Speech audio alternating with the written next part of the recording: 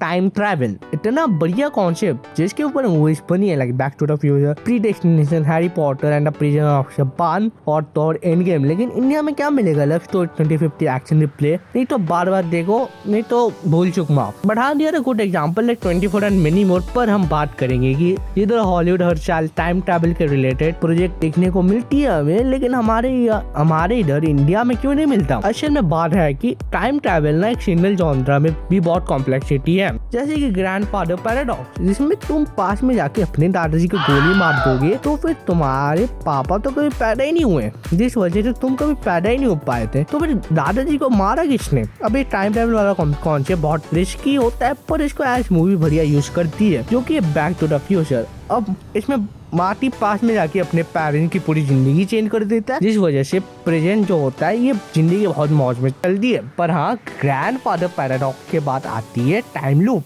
वाला चीज, जिसमें क्या होता है कि तुम एक लूप में अटक जाते हो। फॉर एग्जाम्पल ग्राउंड है डॉग, इसमें ना इसकी लाइफ रिपीट में चलने लग जाती है, एक ही 3 एज का रिपीट होता है। अब हाँ, इस मूवी का काइंड ऑफ सस्ती कॉपी बनी थी इंडिया में, जो कि भूल चुक माफ। एंड नेक्स्ट टाइम ट्रैवल और मल्टीवर्स दोनों को जोड़ सकते हो एक ही साथ में। अभी टाइम ट्रैवल जो बाकी तो पैराडॉक्स है, इससे बहुत ही इजीली समझा जा सकता है, क्योंकि होता है एंड गेम में। अब जब तुम पास्ट में जाके कुछ चीज चेंज करोगे, चीज तुम्हारा फ्यूचर चेंज नहीं करता, लेकिन अलग ब्रांच खुल जाता है।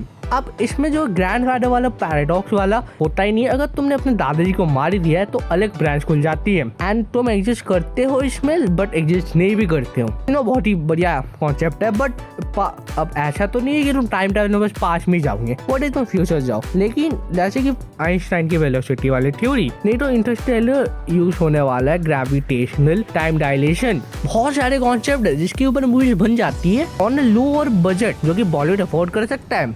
अब इतने सारे बढ़िया कॉन्सेप्ट है जिसको बॉलीवुड में यूज किया जा सकता है। व्हाट इफ कभी खुशी कभी गम एक टाइम ट्रैवल मूवी होती, जिसमें रोहन इंस्टेड ऑफ राहुल के घर जाके इसमें रहता और राहुल को मनाता, ये पास में जाके सारी जो गलती हुई थी, झगड़ा हुआ था, ये सब फिक्स कर देता और प्रेजेंट में आ जाता एंड हैप्पीली लाइफ जी पाता। अब देखो ये वाला जो आइडिया है ना, मुझे बस स्क्रिप्ट लिखते वक्त आ गया, तो ऑब्वियसली यार बॉलीवुड के राइटर को नहीं आता होगा, पर क्यों नहीं करते?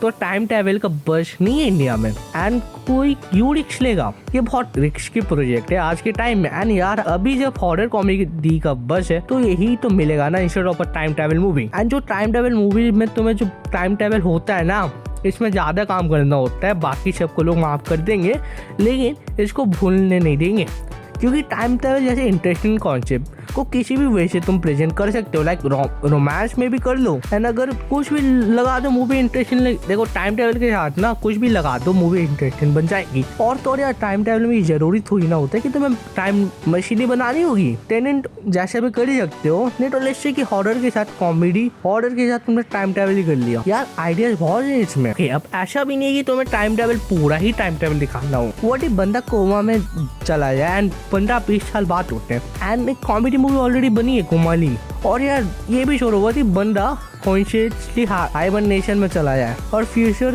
नहीं तो आज के प्रेजेंट में इंटरैक्ट कैसे करेगा? टाइम ट्रैवल के साथ कॉमेडी ऐड कर लो। You know what if Hera Pheri, अब देखो फॉर एग्जांपल फिर हेरा फेरी में जब 21 दिन वाला जो कांड होता है, व्हाट इफ ये कांड होने के बाद राजू पास में जाए पैसा वसूल करने के लिए, तो उसने लक्ष्मी सीट बनाया हो एंड जो 420 वाला कस्टमर आता है ये एक्चुअली में खुद राजू होता है। क्या इसका मतलब कि राजू ने खुद को ही चूना लगा दिया?